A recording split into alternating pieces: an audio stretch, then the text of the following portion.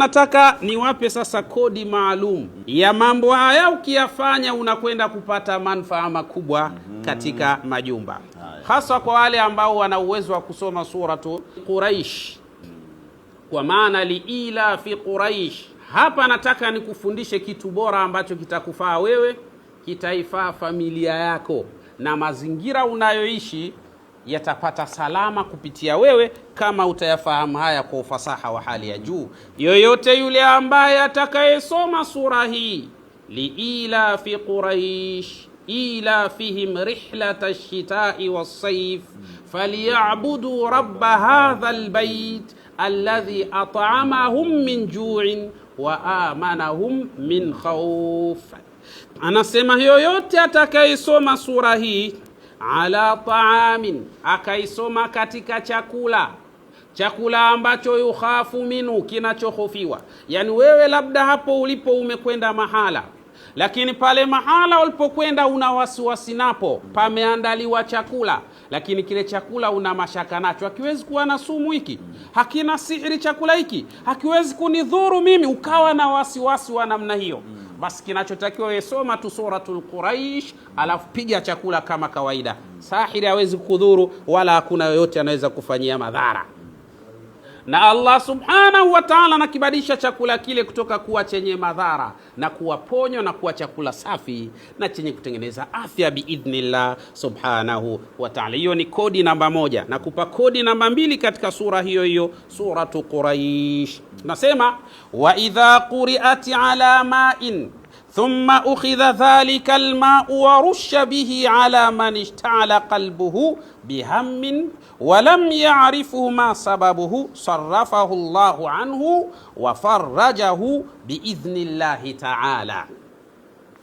Yoyote yule ambaye atakayesoma sura hii, liila fi Quraish ila fihim rihlata ash-shita'i was-sayf falyabudu rabb hadha al-bayt alladhi at'amahum min ju'in wa amanahum min khawf. Atakayesoma sura hii ala ma'in, akayasomea maji, kisha baada ya hapo thumma ukhidha dhalika al-ma'u, kisha yakachukuliwa maji hayo, kisha mtu akanywa, warusha bihi ala man ishta'ala qalbuhu, na kaoga au kujimwagia yule ambaye moyo wake umekuwa unakwenda mbio sana, wasiwasi umemjaa, hana raha, hana furaha mtu wa namna hii. Walam yaarif ma sababuhu, na akawa hajui sababu ilomsababisha yeye kuwa katika mazingira hayo ni nini, basi sarrafahu Allahu anhu wa farrajahu, Allah subhanahu wa ta'ala atamuondolea wasiwasi huo,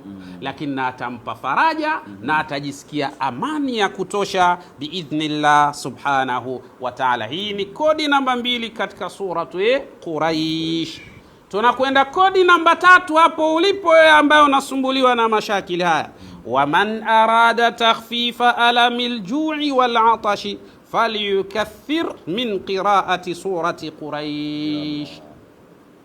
Lakini yoyote yule ambaye arada takhfifa alamil ju'i, ambaye anataka kuondosha au kupunguza kabisa maumivu ya njaa, maana yake upo katika nyumba ambayo hakuna mpango unaopangwa ukakamilika, hakuna kazi unayotafuta ukafanikiwa kupata, hakuna biashara unayofanya ikafanikiwa ndani ya nyumba hiyo. Sasa unataka Mwenyezi Mungu aondoshe hivyo vikwazo ili hiyo nyumba, njaa nayo ikimbie katika nyumba hiyo. Unakimbizaje njaa katika nyumba yako? Ni hii kodi namba 3 nayokupa katika suratu Quraish. Man arada takhfifa alamil ju'i, yoyote yule ambaye anataka kupunguza au kuondoa uchungu au ukali ule wa njaa iliyo ndani ya nyumba yake, wala atash au ukali wa kiu kilicho ndani ya nyumba yake. Hapanywewi chai hapo kwa kuwa hakuna kitu, hapanywewi juisi katika nyumba hiyo kwa kuwa hamna kitu,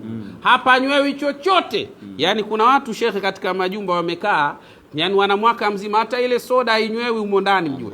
Sio hawataki kunywa, hicho cha kunywa kwenyewe kipo ndani ya hiyo nyumba. Sasa suratul Quraish biidhnillah ina uwezo wa kumaliza mashakili haya biidhni. Falyukathir min qiraati surati Quraish, basi afanye wingi sana ndani ya nyumba hiyo kusoma suratul Quraish. Akisoma suratul Quraish ndani ya nyumba hiyo, utaona mipango inafunguka. Kama ulikuwa na kabiashara, unauza maandazi, vitumbua, au unauza vijipipi pale, utaona Mwenyezi Mungu Subhanahu wa Ta'ala atakujalia nuru, baraka zitaweza kutawala hapo.